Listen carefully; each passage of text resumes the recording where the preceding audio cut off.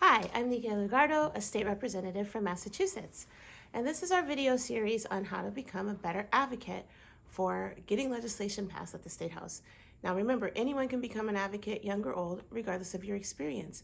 In this video, we talk about how do you break down your strategy so that you can share the parts. This is just an overview, but we'll be going into each of those parts in more detail in subsequent videos.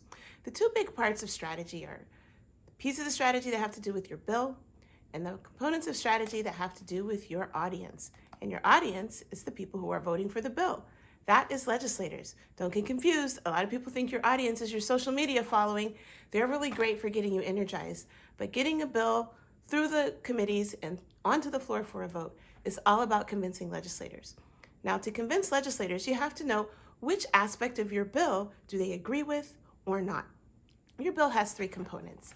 The issue that it tries to address, let's say fully funding low-income school districts, fully funding English language learning in schools, and maybe making sure that teachers are well compensated.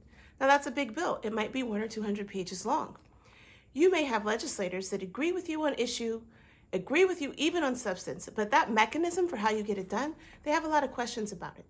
And so we want to prepare you to understand how can I develop tools with my friends, with other legislators, and with other advocates that address the specific concerns that the legislator you're talking to may have. Now, legislators may agree with you or not, and they may also have ideas about how to improve the bill. How do you know the difference between a legislator that's on your team and a legislator that's fighting you? You might be surprised to know that people confuse that all the time and think that legislators are fighting them when they're actually really just trying to understand the bill better, or they have other ideas about how to get the same solution done. We'll break down some mechanisms for making sure you're communicating well, but also making sure you're learning the process well enough to be able to advocate for all the components of your bill, no matter who you're talking to in the legislature.